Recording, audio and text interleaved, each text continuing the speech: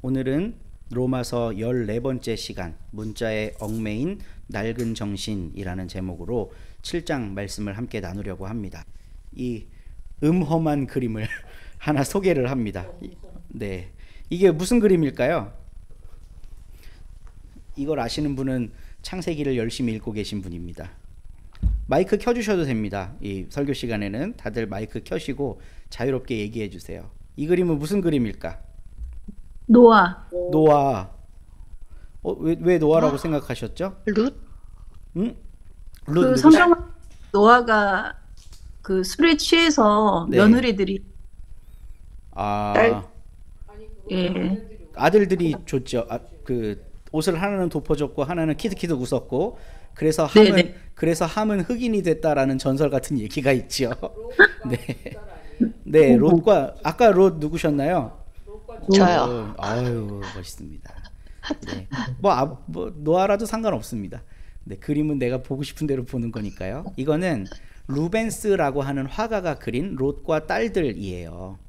롯과 딸들. 근데 루벤스는 정확하게 종교개혁 시대의 화가입니다. 근데 이 사람은 종교개혁을 찬성했을까요? 반대했을까요? 반대하죠. 엄청나게 반대했습니다. 종교개혁 대척점에 서 있던 화가예요.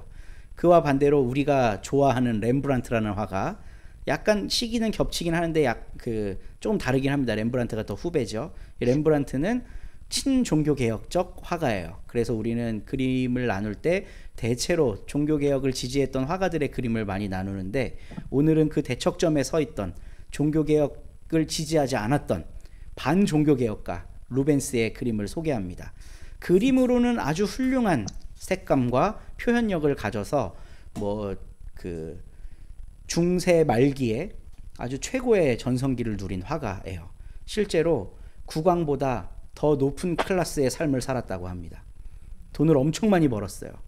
한 나라의 재정만큼 돈을 많이 벌었다 그래요. 그래서 귀족들이 이 사람한테 자기 초상화 한번 이렇게 그려달라고 하는 거. 그래서 루벤스가 오케이 하면 그게 가문의 영광이 됐던 그런 시절을 살던 사람입니다. 반면에 종교개혁을 지지했던 화가들은 대체로 가난하게 살았겠죠. 왜냐하면 이때 당시에 돈과 권력은 중앙교회, 그러니까 가톨릭 교회가 다 쥐고 있었는데 개혁교회들은 가난한 삶을 사는 거예요. 그러니까 프랑스의 위그노들 늘 쫓기는 인생 살았고요. 루터파 농민들 얼마나 가난하고 그들을 못 살게 굴었으면 반란까지 일으켰겠습니까? 스위스 종교개혁가 찌빙글리도 마찬가지고요. 종교 전쟁 일으켰죠. 이제 칼빈 같은 경우도 원래 프랑스 사람인데 프랑스에서 사형 판결 받고 스위스 제네바로 도망가서 거기에서 종교 개혁을 일으키고 제네바를 성시화, 그러니까 그 제네바라고 하는 동네 자체를 하나님께 봉헌하고자 장로교 정치 체제를 꾸민 겁니다. 그들의 삶이 풍족했을까요? 결코 풍족하지 못했겠죠. 근데 1500년대, 1600년대 초반까지 로마 가톨릭 교회에 기대어 있던 화가들, 예술가들은 대체로 풍족한 삶을 살았어요. 근데 이 그림을 사람들이 왜 좋아했을까? 이 엄청 열광을 받은 그림이거든요. 일단 오늘날에는 영상 매체가 워낙 발달을 해갖고 이런 성적인 표현을 너무 적나라하게 할 수 있잖아요. 근데 1500년대에 그린 그림인데 이 그림으로 보는 사람들이 성욕을 채우는 거예요. 되게 관능적으로 그렸잖아요. 그래서 관능적인 그림을 그리는 대표적인 화가로 루벤스가 알려져 있어요.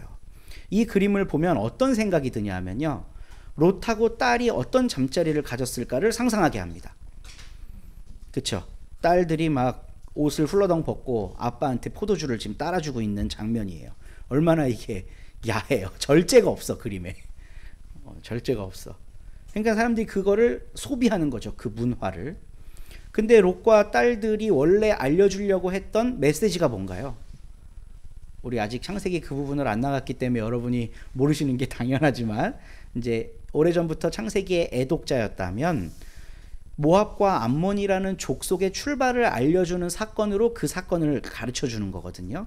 그러면 롯과 딸들 이야기를 듣는 독자들은 이스라엘과 계속해서 대적했던 다른 족속들의 이야기를 펼쳐나가려고 하는구나. 이거를 따라가는 게 성서를 올바로 읽는 자세일 텐데, 이 그림을 보면 딸하고 아비하고 성관계를 한 장면을 계속 생각하게 된다는 거죠. 그래서 그분이, 그러니까 이런 대부분의 그림이 다 이런 류예요, 루벤스는. 그러니까 사람들이 좋아하죠. 이 그림은 어떤 그림일까요? 이것도 루벤스의 그림입니다. 네, 주보에 올려놨죠. 옥합을 깨뜨리는? 네, 향유 옥합을 깨뜨린 여인. 이건 누가복음 7장에 나와 있는 내용을 배경으로 한 겁니다. 옥합을 깨뜨린 여인 이야기는 복음서에 이제 다양하게 등장하는데, 우리가 찬송가 부를 때 막달라 마리아 본받아서 부르잖아요. 이건 정말 잘못된 찬송가입니다. 그 어떤 본문에도 막달라 마리아가 했다는 내용은 없어요. 죄인인 여자, 귀신 들렸던 여자라고는 나옵니다. 근데 고대 교회의 교황이 그 귀신 들렸던 여자가 막달라 마리아라고 해석을 해버리는 바람에 1500년 동안 막달라 마리아라고 여겨져 왔는데, 20세기의 가톨릭 교회는 그 교황이 잘못됐다고 공의회에서 판단을 내렸어요. 그 막달라 마리아 아니에요. 절대 막달라 마리아일 수가 없습니다. 그러니까 그 찬송가는 잘못된 찬송가니까 부르실 때마다 생각 잘 해보시면 좋겠고요. 지금 예수님이 죄인인 여자가 머리카락으로 옥합을 깨뜨려 갖고 닦고 있는 그 장면이에요. 그리고 매우 화가 나 있는 듯한 표정의 남자들이 있습니다. 이 사람들은 어디에만 관심 있는 사람이냐면, 이게 잘못된 일이 있느냐 없느냐를 법 조문에서 찾아내는 데만 관심이 있는 사람이에요. 그러니까 예수와 이 여자의 지금 관계 속에 뭐가 잘못됐는지만을 찾으려고 하는 사람들입니다. 근데 이 그림을 보면, 아니 왜 이 그림을 이렇게 그렸어야 했을까, 저는 좀 안타까운 마음이 드는데, 왜 이렇게 옷을 벗어 제끼냐고 자꾸 옷을 단정하게 입을 수도 있는데. 그러니까 이런 포인트들을 루벤스가 정말 잘 파고들어요. 사람들이 뭐를 좋아하는지, 어떤 그림을 소비하는지, 이런 거를 잘 알려줍니다. 잘 보여줍니다. 근데 이 그림의 배경이 되는 말씀 역시, 이 향유 옥합을 깨뜨린 여인은 이게 순전한 한 나들을 깨뜨렸다 그랬잖아요. 이게 혼수예요. 혼수. 그러니까 이스라엘에서는 여인들이 이제 결혼을 할 때 이런 향유를 하나씩 가지고 갑니다. 이걸로 다음 며느리가 들어올 때까지 쓰는 거예요.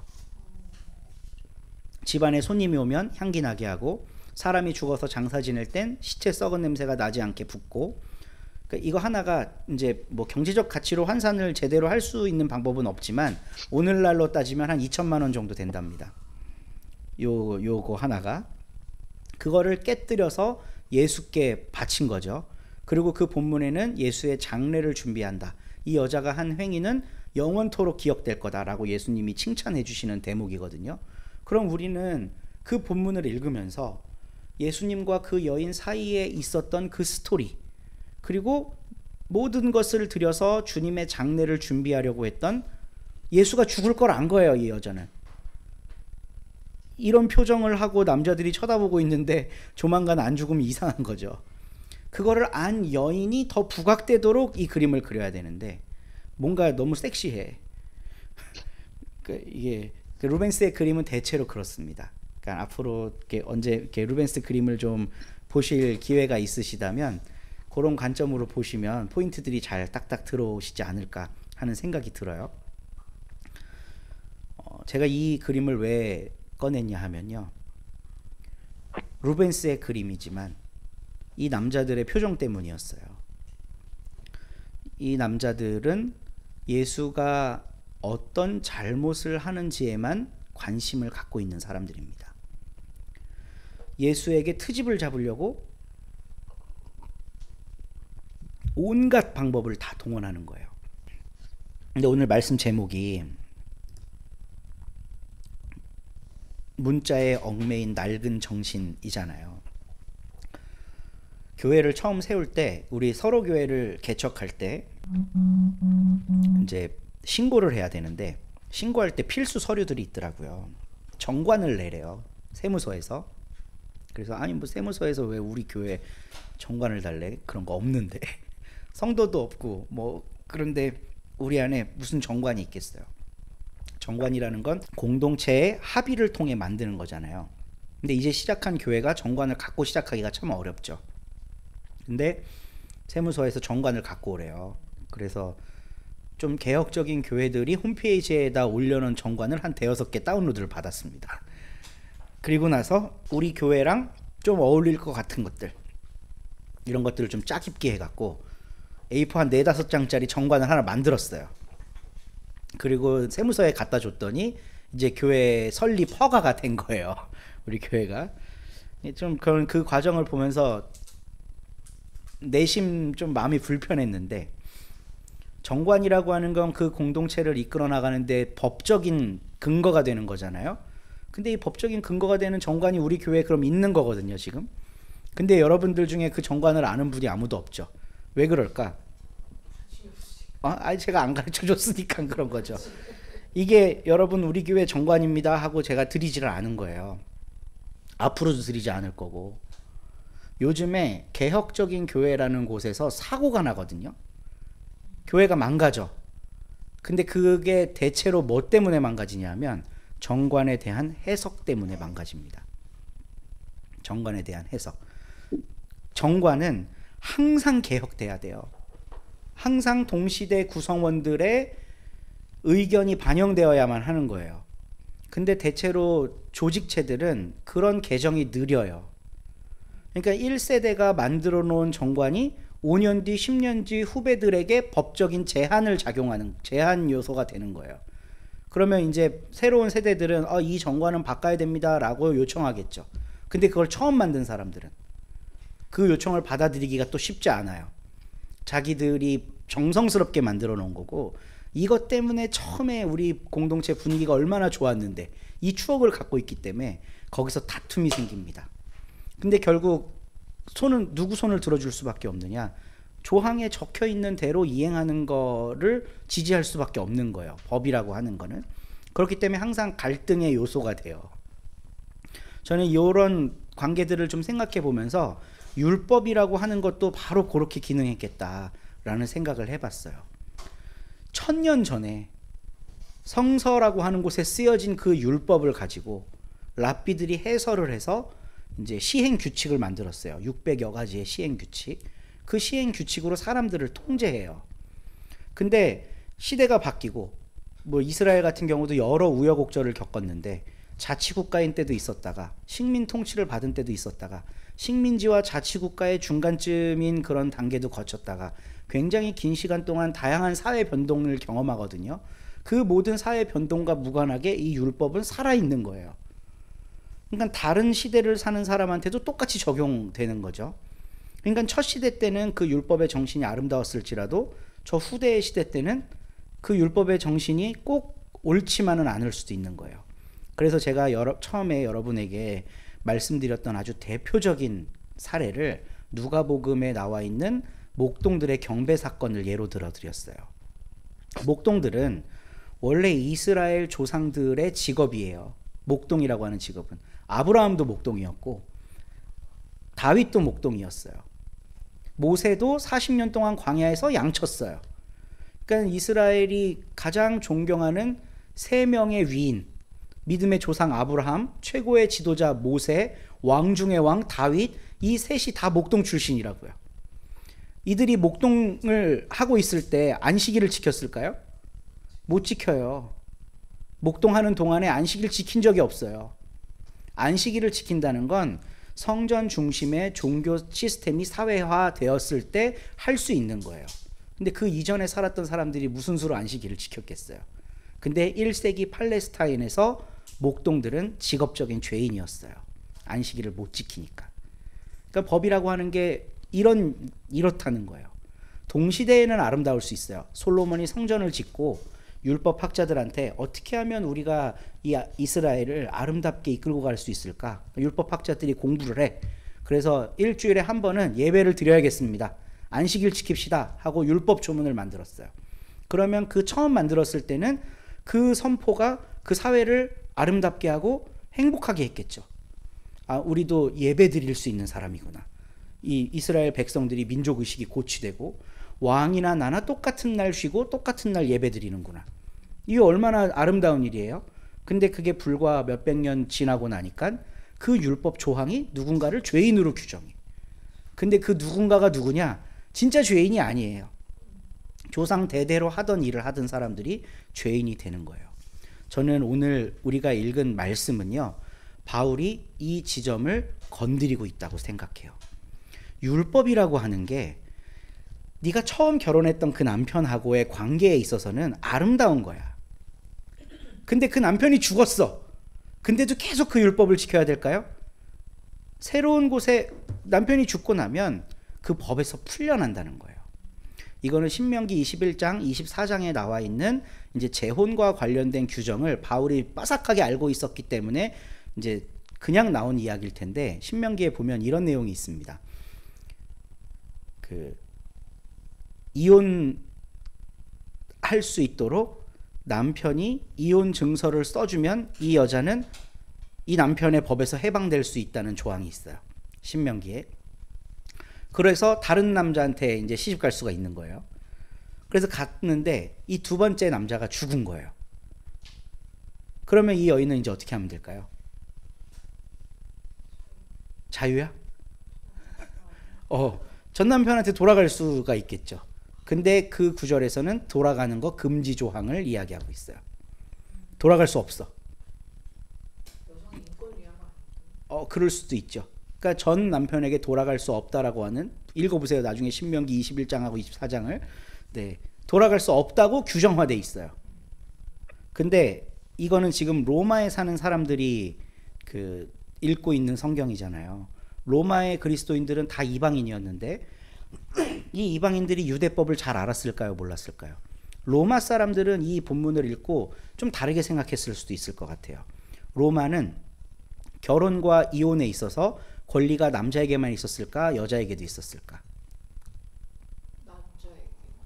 남녀에게 동등하게 있었습니다. 그 시대예요? 네, 남자가 이혼을 요구해도 여성이 거부하면 이혼이 안 됐어요. 그리고 여성이 요구해도 남자가 거부하면 안 됐고, 둘이 합의가 돼야 이혼이 됐습니다. 근데 이제 사별의 경우 남편이 죽었어요. 그럼 이 여인은 재혼할 수 있겠죠, 합법적으로. 근데 합법적으로 재혼하지 못하는 기간이 있어요. 12개월 동안은 재혼을 못해요. 왜 그러냐면 남편을 독살한 다음에 그 재산을 다 갖고 다른 남자한테 갈 수가 있잖아요. 근데 12개월 동안 연애한 흔적이 없어야 이 죽음의 진정성이 보장이 되는 거예요. 아니 뭐 그게 로마의 법이니까. 저의 뇌피셜이 아니라 WBC 성서 주석에 나와 있는 내용을 그대로 알려드리는 겁니다. 그러니까 12개월 동안 그 혼자 된 여성이 잘 살면 전 남편의 재산을 이어받을 수가 있었어요. 그리고 나면 자유가 돼서 다른 결혼을 할 수 있게 됐습니다. 이 이야기를 쭉 들은 로마의 교인들은 단번에 이해를 했을 거예요. 단번에. 아, 남편이 죽고 일정 기간이 있으면 다음에 결혼할 수 있지.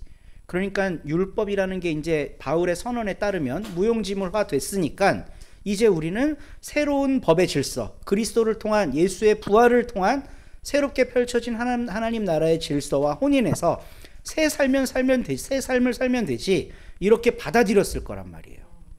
근데 이제 제가 주목한 바는 신명기를 알고 있었을 바울, 방금 말씀드렸죠. 다시 돌아갈 수 있어 없어? 그러니까 첫 번째 남편하고 이혼을 했어요. 두 번째 남편이 죽어버렸네? 다시 돌아가 못 돌아가? 못 돌아간다 그랬잖아요. 율법에 따르면. 바울은 그거를 염두에 뒀을 것 같아요. 그러니까 다시 처음으로는 절대 돌아갈 수 없다는 걸 못 받고 싶은 거죠. 무슨 말인지 이해가 되시나요? 그러니까 이거를 이제 로마서를 쭉 우리가 공부를 하면서 생각해 봤던 건데 다시 한번 복습을 할게요. 이제 AD 30년에서 40년 경에 예루살렘에 초대교회가 생겼어요. 이 초대교회에서 성령의 운동이 막 일어났죠. 이때 전 세계 각지에서 사람들이 흘러 들어와서 말이 다른데도 소통이 되고, 사도행전 2장하고 4장에 나오는 거예요. 복음을 다 알아들어. 그럼 이 사람들이 예루살렘에 왔다가 다시 본토로 돌아갔겠죠. 이때 돌아간 그룹 중에는 로마에서 왔던 사람들도 있었던 거예요. 그러면 로마에 돌아간 사람들이 자기가 듣고 경험했던 복음의 내용을 로마 사회에 전했을 거 아니에요. 그게 첫 번째 로마 교회예요. 그렇죠? 이게 첫 번째 로마 교회예요. 그게 AD 약 48년 49년경입니다. AD. 근데 그게 첫 번째 로마 교회가 생겼는데 이 복음을 들고 왔던 사람들은 유대인이었겠죠. 유대인들이 예루살렘에 순례를 왔다가 듣고 돌아간 걸 테니까. 근데 들은 사람들은 유대인도 있고 이방인도 있고 뭐 다양했을 거예요. 근데 이 유대인들은 복음을 듣고 예수를 믿기로 결정했을 때 정체성이 두 개가 돼요. 하나는 유대교인, 하나는 기독교인. 두 개의 정체성, 이중국적자가 되는 거야. 이 이중국적자들은 생활을 어디서 했냐 하면 회당을 중심으로 했어요. 회당에는 유대인들이 사는 곳이에요. 나 유대인이니까 당연히 회당 갈 수 있지. 근데 거기서 문제가 생겼어요. 이중국적을 허용하지 않는 거예요, 이 회당이. 야훼만 믿어야지 왜 그리스도 예수를 믿냐라고 이 사람들하고 갈등이 생긴 겁니다. 그러니까 글라우디우스라고 하는 황제 때 유대인 추방령을 내린다 그랬잖아요. 그래서 그 모든 유대인들이 다 본토로 돌아가요. 그러니까 지금 로마에는 예수 믿는 사람 중에 유대인이 한 사람도 없게 된 거예요. 브리스길라와 아굴라도 그때 떠납니다. 그러니까 지금 로마에는 이방인들로, 로마인들로 구성된 기독교인들만 있는 거예요. 이 사람들은 회당 중심의 삶을 살질 않아요. 그리고 글라우디우스 황제가 독살당했는지 어떻게 됐는지 죽고 그 다음에 양아들인 네로가 황제로 즉위합니다. 네로는 아버지 글라우디우스의 모든 정책을 다 뒤집어 버려요. 새로운 통치를 해야 되니까.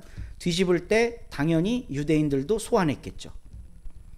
유대인들을 소환하고 나니까 이 유대인 그룹에는 꼴통 보수 그 유대교인들도 있을 거고 유대교와 기독교의 이중 정체성을 가진 사람들도 다 들어왔을 거 아니에요. 이때 로마 교회에 있는 사람들은 그렇게 들어온 유대인 그리스도인들을 애타게 기다리고 있었어요. 좀 더 듣고 싶고 배우고 싶으니까. 자기들은 복음은 들어서 너무 행복하고 좋은데 뭘 좀 더 들어야 되잖아요. 근데 이때 들어온 유대인들에게 로마 교인들이 새로운 삶을 요구받아요. 할례 받아야 돼. 율법도 지켜야 돼. 그러니까 로마에 있는 사람들은 헷갈렸을 거 아니에요. 그래? 예수만 믿으면 되는 거 아니었어? 율법도 우리가 지켜야 되는 거야? 라고 생각하고 율법에 동조한 사람들이 생겼을 거 아니에요. 이 문제가 가장 극명하게 나타난 곳이 갈라디아 교회입니다. 그러니까 어쨌든 로마에도 그런 사건이 일어나고 나니까 바울이 이럴 순 없어 하고 빨리 펜을 들어서 로마에 편지를 보내는 거예요. 첫 번째 남자에게는 다시는 돌아가면 안 돼. 첫 번째 그 율법, 거기로 돌아가서는 안 돼. 이 갈라디아 교회가 그게 아주 대표적인 거였거든요. 로마서를 쓸 때에도 그런 관점을 바울은 분명히 가지고 있었을 거예요. 첫 번째 남자가 끝났으면 다시 돌아갈 수 없어. 풀려나서 자유야. 자유야. 그러므로 남편이 살아있는 동안에 그 여자가 다른 남자에게로 가면 가늠한 여자예요. 근데 그러면 바울은 지금 무슨 말을 하고 있는 거예요? 전 남편은 죽었다는 거죠. 이제 율법은 끝났다는 겁니다. 근데 율법이 끝나면 해방되는 것이므로 다른 남자에게 갈지라도 괜찮습니다. 그러니까 이제 율법 안 지켜도 된다는 얘기인 거죠. 근데 뒤에 아주 헷갈리는 얘기를 해요. 지금 앞부분에는 율법, 그러니까 남편으로 대변되는 율법이 죽었다고 이야기를 하는데 4절 이후에는 또 자기가 죽었다고 이야기를 해요. 한번 읽어볼까요? 우리 용영아 집사님 한번 읽어주시겠어요? 4절 말씀.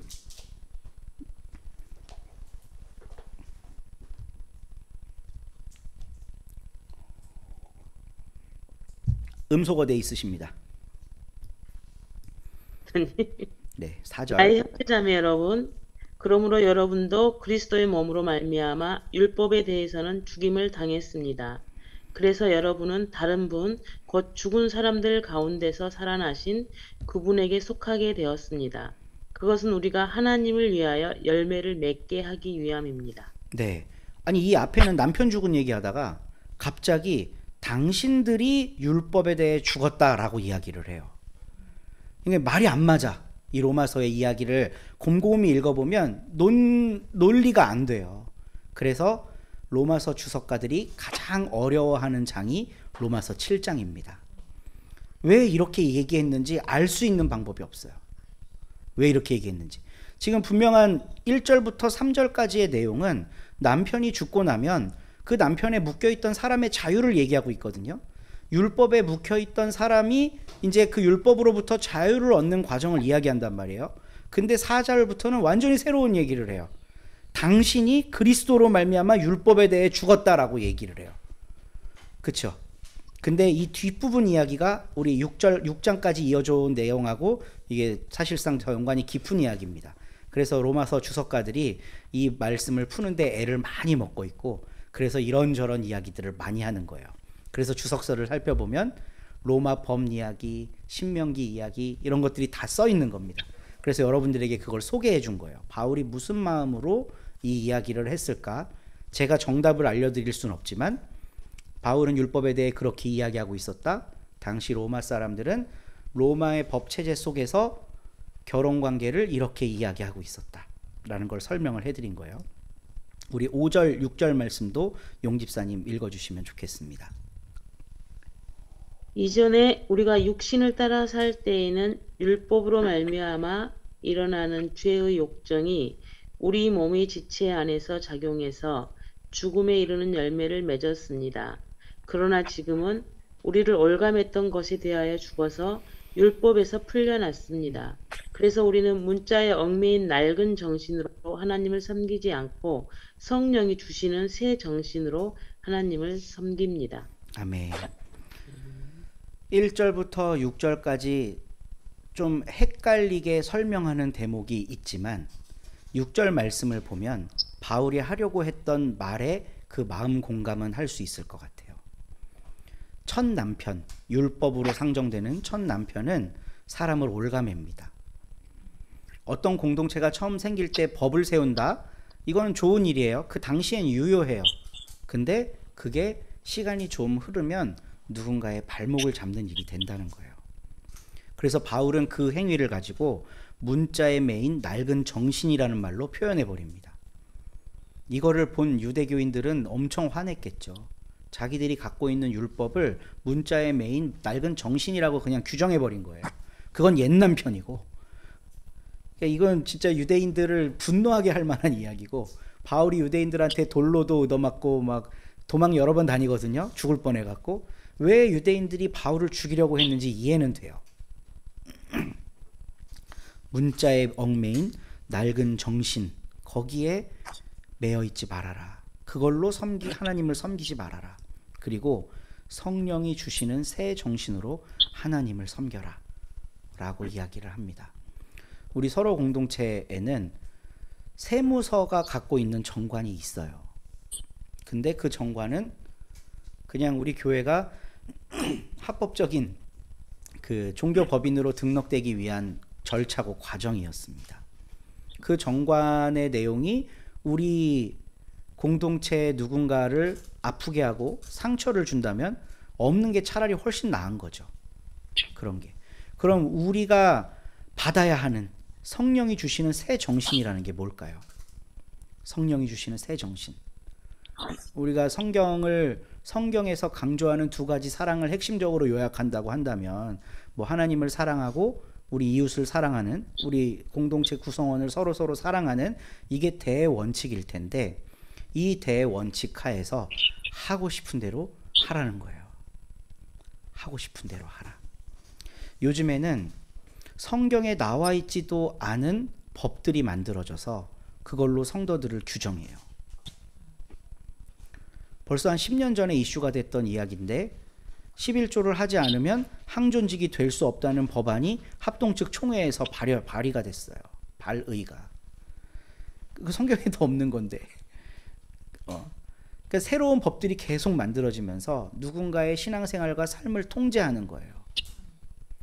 근데 저는 기독교의 기본 정신은 하나님을 사랑하고 우리 옆에 있는 옆지기들, 도반들을 사랑한다고 하는 이 대원칙은 우리가 법으로 두되 그 대원칙을 두고 무엇이든지 할 수 있는 공동체여야 된다는 겁니다. 무엇이든지 하다 보면 어떨 때는 A를 하고 어떤 때는 B를 했는데 A와 B가 서로 정반대되는 일일 수도 있거든요. 그래도 그게 넉넉하게 수용될 수 있는 공동체. 이게 성령이 주시는 새 정신으로 무장된 공동체가 아닐까 하는 생각이 들어요. 요즘에 이제 정치권이 한참 시끄럽죠. 막 새로운 정당들이 생기고 그 일의 중심에 있는 우리 이정호 성도님도 있고 오늘 왔어. 그 얘기 좀 들어봐야 돼 지금. 근데 그런 새로운 공동체들이 생겨나고 무수히 많은 깨짐을 불과 70년도 안 되는 우리 정치사 속에서 우리가 보거든요. 수십 수백 개의 정당이 생겼다가 없어졌다가 합쳤다가 분리됐다가 막 난리가 나요. 근데 그 모든 공동체들을 이끌어갈 수 있는 힘은 강령이고 규약이고 법이거든요. 근데 그게 유연하지 못하면 또 깨집니다. 또 깨지고 또 바뀌고 또 누군가는 상처 입고 그 법 때문에 A도 맞고 B도 맞고 A도 틀리고 B도 틀리고 이렇게 되거든요. 근데 우리는 늘 성령이 주시는 새로운 정신으로 무장하고자 꿈틀거리는 서로 공동체가 됐으면 좋겠어요. 무엇이든지 할 수 있다라는 말에 굳이 방점을 찍지 않아도 됩니다. 하나님을 사랑하고 이웃을 사랑한다고 하는 그 대원칙 아래에서 무엇이든 할 수 있다는 조그맣게 왜냐면 또 무엇이든 할 수 있다 그러면 저게 방종해도 된다는 거냐 뭐 막 이렇게 공격이 들어오거든요. 방종을 의미하는 게 아니에요. 지금 바울의 이야기를 보세요.